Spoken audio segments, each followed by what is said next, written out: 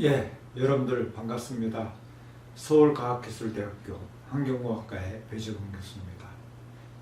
이번 주에는 유해화학 물질 관리에 대해서 같이 살펴보기로 하겠습니다. 근데 우리 유해화학 물질에 대한 진로에 대해서 먼저 한번 얘기를 해보셔야 될 것 같아요. 그래서 최근에 우리가 인간의 건강, 또 화학물질, 또 유해물질 뭐 등등으로 인해서 굉장히 요즘 환경보건 쪽이 굉장히 강조가 돼요. 그래서 우리가 그림에 볼 수 있는 것처럼 우리 환경부의 직제입니다. 직제 보면 환경보건정책관이 있고 환경보건정책과, 환경피해구제과, 뭐 화학물질 정책과, 화학제품관리과, 화학안전과. 그래서 굉장히 많이 강조가 돼요. 환경부의 굉장히 큰 부분에 유해화학물질에 대한 어떤 관심을 갖고 있는 분야가 이렇게 많아졌다 이런 얘기입니다. 그래서 좀 각광을 받고 있다 그런 얘기죠. 근데 이제 문제는 이런 유해화학 물질 관리자라는 측면에서는 그래서 이게 자격 기준이라는 게 있습니다. 환경 유해 관리 기사라는 게 있어요. 그래서 이걸 따게 되면 그래도 이쪽 분야에서 일을 할 수 있는 거죠. 대부분이 이제 컨설팅 회사로 가게 됩니다. 여러분들 잘 아시는 것처럼 화학 물질의 위해성을 평가한다든가 또 이제 어디에 뭔가 문제가 생겼어요. 어떤 문제냐면 뭔가 환경오염이 크게 일어나 가지고 거기에 뭔가 전반적으로 조사를 해야 돼요. 그러면 이제 이런 자격증을 가진 환경 유해 관리 기사를 가진 사람들이 가서 그 조사를 하고 분석을 하고 또 평가를 해주는 게 되는 거죠. 그래서 그런 관점에서 이런 자격증 제도도 있다 이제 그런 얘기예요. 그래서 이제 필기 시험은 그래서 이런 걸 갖다가 필기 시험을 보게 되고 필기 시험 끝나면 이제 이런 실기 시험도 보게 되는 거죠. 그래서 어떻게 보면 굉장히 특화된 분야다 이렇게 생각하시면 돼요. 그래서 우리 학교에서도 독성, 유해물질 등등해서 요즘 관심이 굉장히 집중하고 있는 분야 중에 하나라는 말씀을 드리겠습니다. 그리고 이제 보시게 되면 여기에 위험물 산업기사라는 것도 있어요. 화학물질하고 관계되는 거죠. 위험물 산업기사라고 해서 산업기사입니다. 기사는 아니에요. 그러니까 전문대학만 졸업해도 시험을 볼 수 있는 자격제도인데 그래서 매년 시험이 1회, 2회, 3회, 4회, 5회까지 있습니다. 왜 이렇게 5회까지 있느냐? 그만한 기술력이 필요하기 때문에요. 모든 사업장에 화학물질을 취급하는 회사라고 한다면 위험물 산업기사를 가진 분을 일단 고용을 해야 돼요. 그렇기 때문에 이것도 굉장히 관심이 많은 분야다 이런 얘기고요. 그래서 이제 여기 보시면 시험 과목 같은 게 있어요. 필기시험, 그죠? 그리고 검정 방법 이렇게 있는데 이런 시험을 보게 되면 일단은 이쪽 분야에서 일할 수 있는 거죠. 그래서 하여튼 요즘에 하나의 트렌드라고 생각하시면 됩니다. 하도 많은 화학 물질로 인해서 사건 사고가 많이 생기다 보니까 이쪽에 관심이 집중되어 있고 또 이쪽 분야의 전문 인력을 요구하고 있다 이런 얘기입니다. 자, 그래서 이번 주에는 세 가지 분야로 나눠서 말씀을 드릴 겁니다. 화학 물질이 어떤 거고 그 유해성은 어떤지 또 우리가 생활하는 생활 환경 내에서 유해학 물질이 어떤 것들이 있는지 또 유해학 물질을 관리하기 위한 제도와 법이 어떤 게 있는지를 갖다가 이번 주에 강의를 하는 걸로 하겠습니다.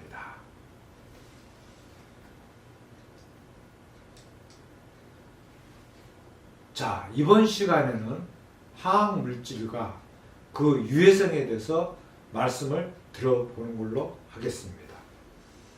일단은 화학이다. 화학 그러면 좀 더 알레르기가 있으신 분이 많은 것 같아요. 이게 화학 그러면 옛날부터 원소기호조차도 그죠? 알레르기 있어서 굉장히 화학 그러면 기피하는 분들이 많이 계신데 일단은 화학이다 그러면 물질의 근본을 이해하는 학문이다. 그리고 물질은 분자로 형성되어 있고 물질은 또 원자로 형성되어 있고 그게 핵과 전자로 되어 있고 더 깊게 들어가면 양성자, 중성자, 소립자로 되어 있는 게 물질이죠. 그래서 물질이 어떻게 변화하는지에 대해서 이해할 수 있는 과학의 하나의 현상. 예를 들면 철이 녹슨다. 근데 철이 녹슨다는 건 일반적인 용어고요. 철이 쇠가 산화 반응을 통해서 뭔가 변화가 일어난다. 산화 반응이라는 용어를 씁니다. 그래서 예를 들면 철에 산소가 반응을 해서 이 Fe2O3 산화철이 되는 과정. 그죠? 그래서 이렇게 산화철이 되는 겁니다. 그래서 이런 것들은 그 전형적인 화학 반응이에요. 화학 반응에 의해서 이루어지는 하나의 프로세스다 이런 얘기고요. 그래서 우리가 화학 물질이 지구상에 엄청나게 많이 존재를 해요. 근데 그 수를 우리가 헤아릴 수가 없죠. 그래서 근데 이제 그 화학 물질에 대해서 되게 화학식으로 이제 표현을 하고 있는 거고.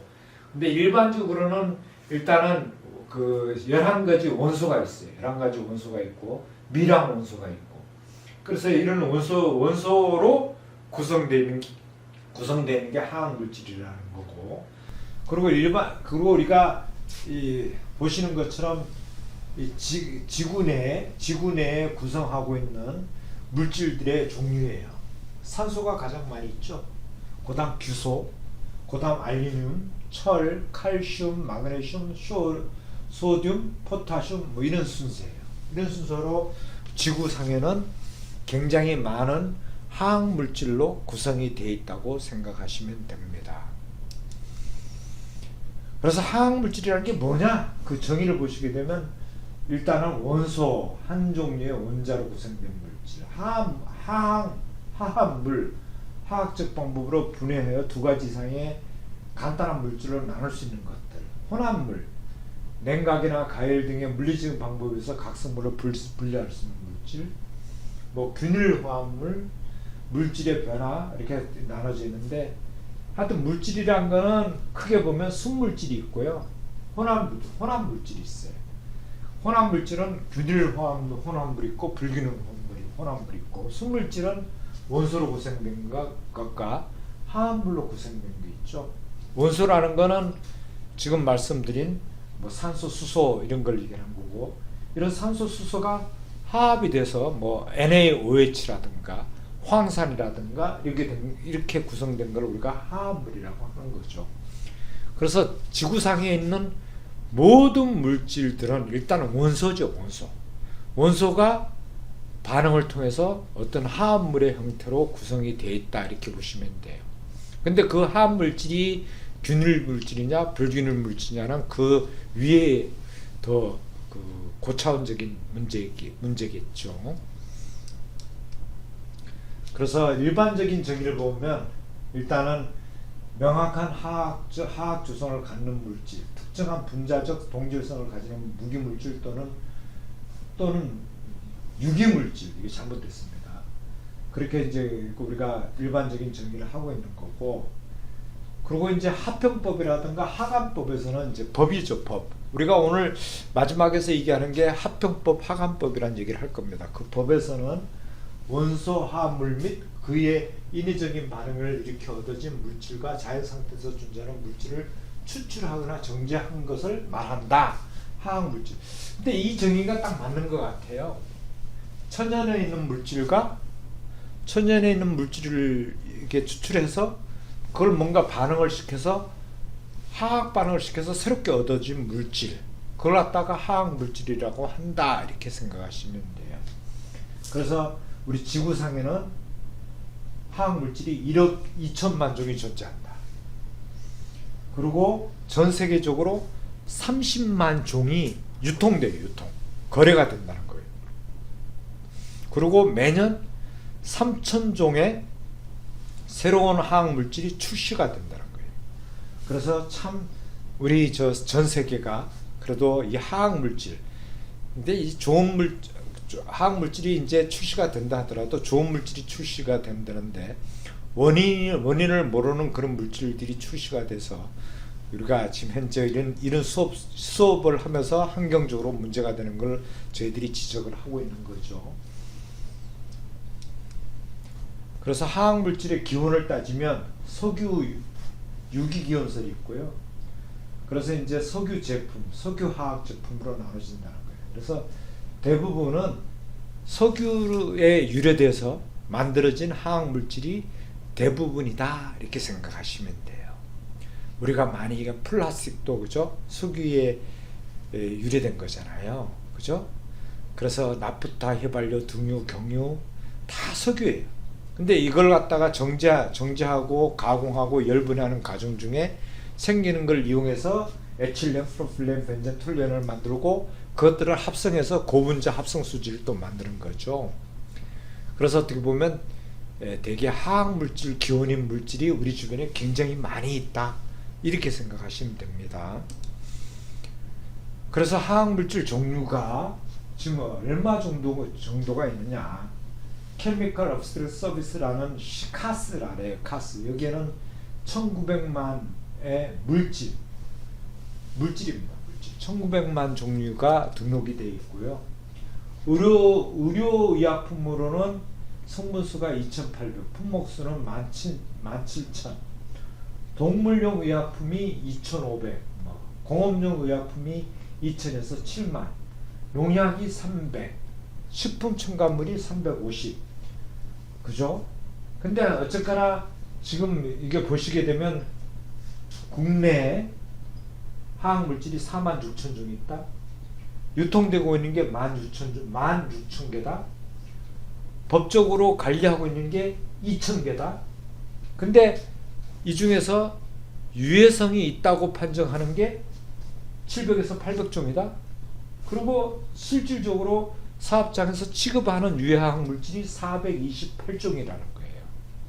그래서 우리가 이 428종 물질들이 굉장히 유해하면서 우리 인간의 건강과 또 뭔가 환경에 피해를 줄 수 있기 때문에 특별 관리가 돼야 된다는 거죠. 그래서 여기 이제 예를 들면 벤조핀이라든가 디엑실프탈레트라든가 각종 이런 유기화학 물질이 새롭게 합성되고 또 그것들이 현재도 배출이 되고 있다 그런 얘기예요. 그래서 이 그래프를 보시면 2005년도부터 2014년도까지 일단은 조사 화학물질, 조사 사업장, 배출량, 배출률 이렇게 나와 있어요. 그래서 여기 배출량입니다. 유해화학물질의 배출량이 일단은 서서히 증가하고 있다는 게 우리 곡선을 알 수 있죠. 그죠? 유해화학물질이 발생량이 서서히 증가하고 있다는 걸 알 수 있는 거고, 그리고 사업장도 증가를 하고 있고, 그리고 조사 대상 화학물질도 증가를 하고 있고, 그래서 우리 주변에 유해화학물질이 계속 증가를 하고 있는 현상들이 보인다. 이게 이제 이 그래프에서 알 수가 있는 겁니다. 근데 화학물질의 양면성이 있어요. 여러분들이 화학약품을 쓸 때는 그게 아마 도움이 됐기 때문에 쓸 겁니다. 그죠? 유형성이에요. 유형성. 비료, 농약 필요하죠. 그죠? 의약품도 필요하고 식품 첨가제도 필요하고. 근데 반면에 이런 것들이 일단 축적이 되게 되면 우리 인간의 건강과 자연환경에 크게 영향을 미친다는 거예요. 그래서 이게 양면성이라는 거예요. 양면성. 그래서 이제 유해성 물질을 저희들이 규정을 하고 있는데, 일단은 유해성 물질이 인간이나 다른 생물체에 실질적으로 위험을 주거나 잠재적인 유해성을 내포하고 있는 폐기물, 그러한 폐기물이 포함되어 있는 폐기물, 이런 것들을 갖다 유해성 물질이라고 한다 이렇게 되어 있어요. 그래서 일반적인 성상 잘 분해가 안 된다. 그죠? 자연계에서 잘 견딘다. 잘 견디면 안 됩니다. 이게 잘 분해가 돼야지. 그리고 생물학적으로 견고하다. 그리고 독성이 있다. 뭐 하여튼 이런 등등. 그죠? 안정성과 관련된 성질, 부식성이라든가 폭발성이라든가 기화성이라든가 잘 타는 성, 가연성이라든가 이런 것들이 있다. 또 건강에 관계되는 성질들, 그렇죠? 뭐 그 간에 지장을 준다든가 전염성이 강하다라든가 알레르기를 유발한다든가 하여튼 그런 것들을 다 유해성 물질로 한다, 이렇게 보시면 되는 거예요. 그래서 이런 유해성 물질이 우리 주변에 굉장히 많이 있다, 그런 얘기죠. 그래서 이제 우리가 이런 유해화학 물질은 우리가 화학 물질, 일반적으로 화학 물질이라고 그러죠, 그죠? 근데 여기에 뭔가 문제가 되는 것들은 우리가 유해화학 물질로 규정을 해요. 유해화학 물질 관리법이라는 게 있어서 거기서 규정을 하고 있고, 거기서는 유독물, 관찰 물질, 취급 제한 물질, 취급 금지 물질, 사고 대비 물질, 이런 식으로 분리해서 유해화학 물질을 관리하고 있다는 겁니다. 또 한편에서는 산업안전보건법에서도 유해 물질을 관리를 해요. 여기서는 유기화합물, 금속류, 산알칼리류, 가스상 물질을 갖다가 별도로 관리합니다. 별도로 관리해서 유해화학 물질로 관리한다. 그 종류가 이런 것들이 있어요. 이런 것들. 유기화합물, 금속류, 산알칼리류, 가스상 물질. 그러니까 우리가 지금 현재 그 유해화학 물질을 관리하는 시스템이, 여러분들이 사전 지식으로 좀 알아둬야 될 거는, 유해화학 물질로, 지금 유해화학 물질 관리법이지만 지금은 하관법, 합병법으로 바뀌었어요. 거기서 관리하는 물질들이 있고, 산업안전보건법에서 관리하는 물질로 좀 이렇게, 근데 거의 같은 것들을 같이 관리하지만 그래도 관리 체계가 틀리다는 걸 일단 말씀을 드리고 갈게요. 그래서 이런 유해화학 물질이 있으면 이런 유해화학 물질에 대해서 일단은 평가를 해줘야 됩니다. 평가. 이런 유해화학 물질을 우리가 평가를 해줘야 되는데, 그 평가하는 방법이 우리가 유해성이라는 용어가 있어요. 근데 유해성이라는 용어는 화학 물질의 독성 등 사람의 건강이나 환경에 좋지 아니한 영향을 미치는 화학 물질 구의 성질을 말한다. 근데 유해성과 위해성이 있어요.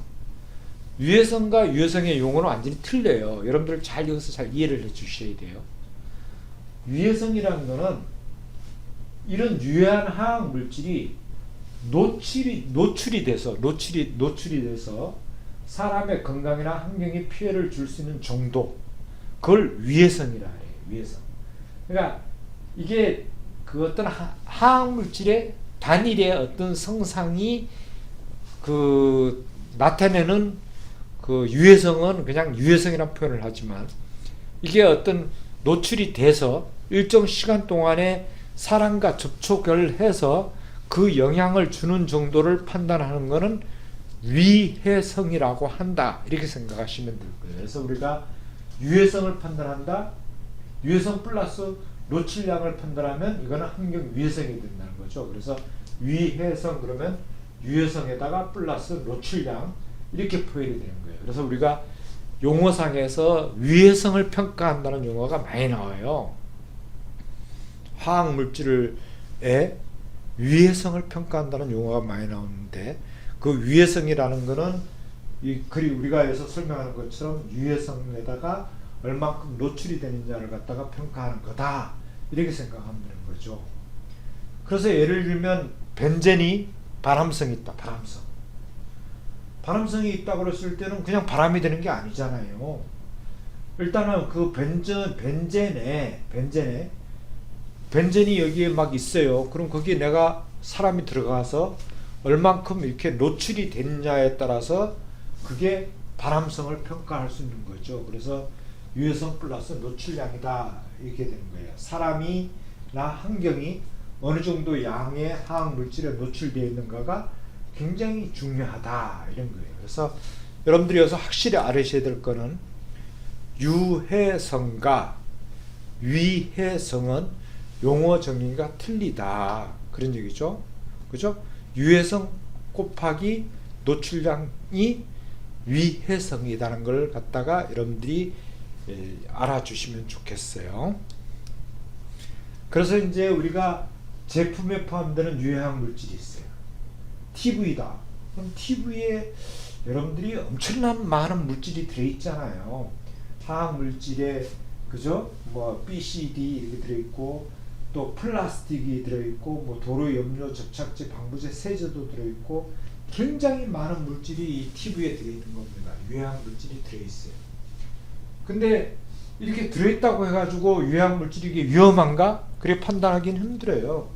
근데 이제 그 위험도를 판단하기 위해서는 이런 TV에 들어있는 물질들이 같이 이렇게 있는 거 아닙니까? 사람이 앉아있으면 앞에 TV가 있으니까 거기서 얼만큼 유해 물질이 우리한테 노출되느냐에 따라서 위해성이 결정이 된다는 거예요.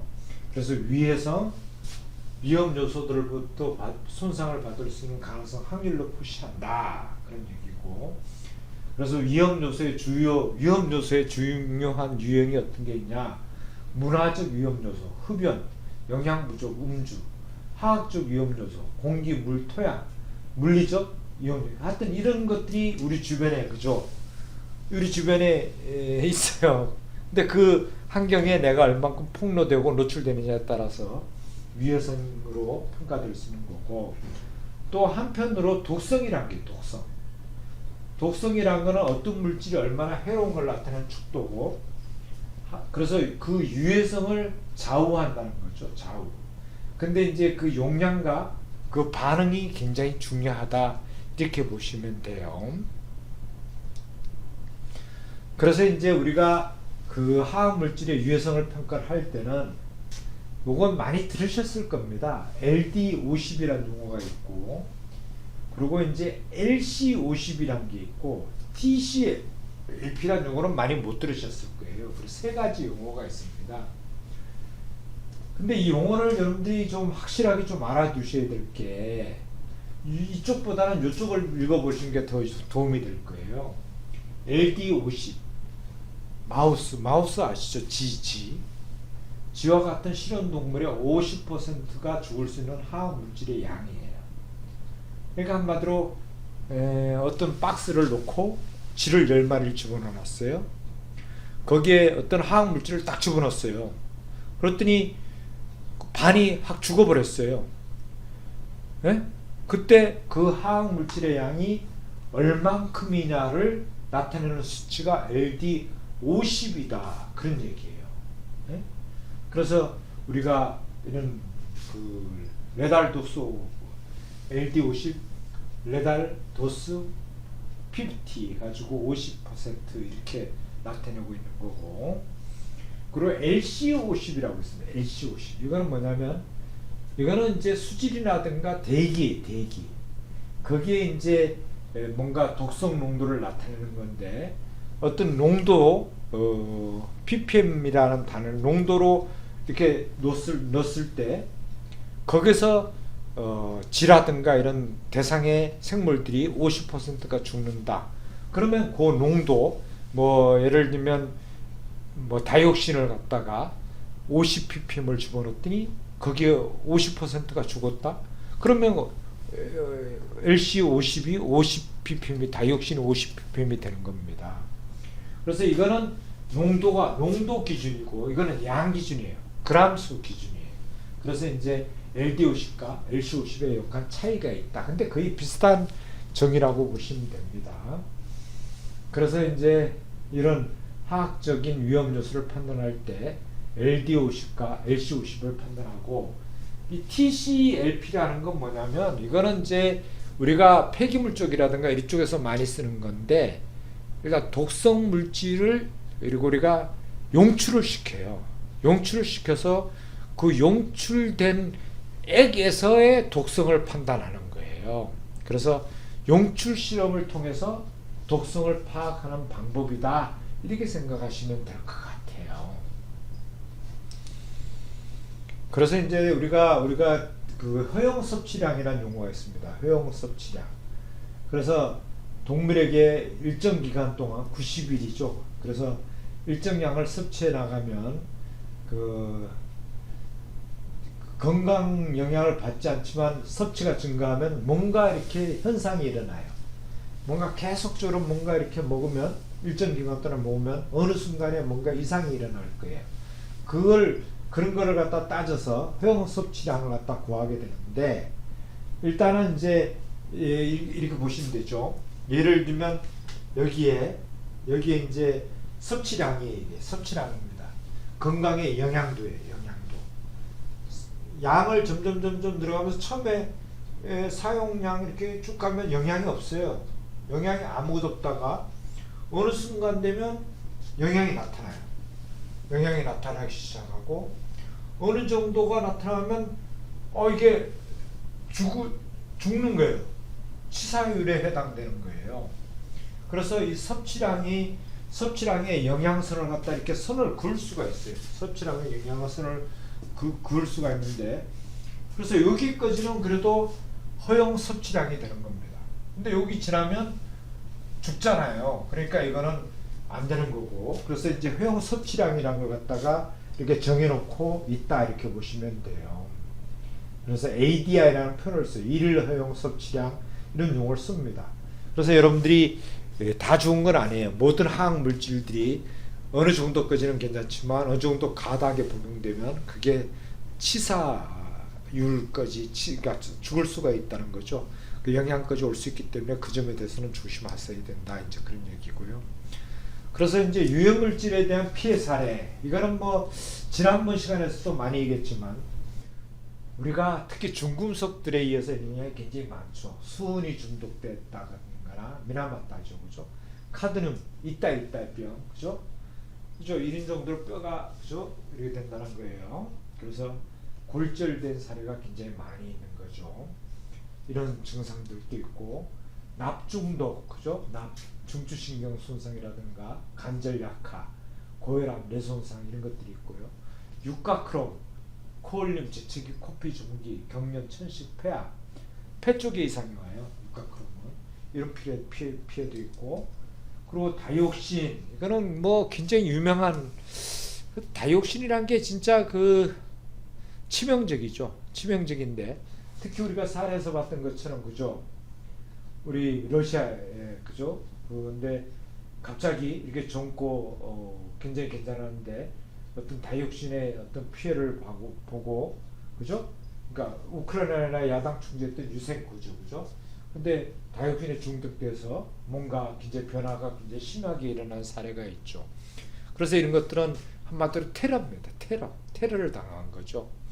그래서 이 유해 물질이 진짜 이게 어떻게 보면 양면성이에요. 잘 쓰면 좋은데 우리 환경에 피해를 줄 수 있기 때문에 유해학 물질로 규정을 하고 이걸 잘 관리해야 된다.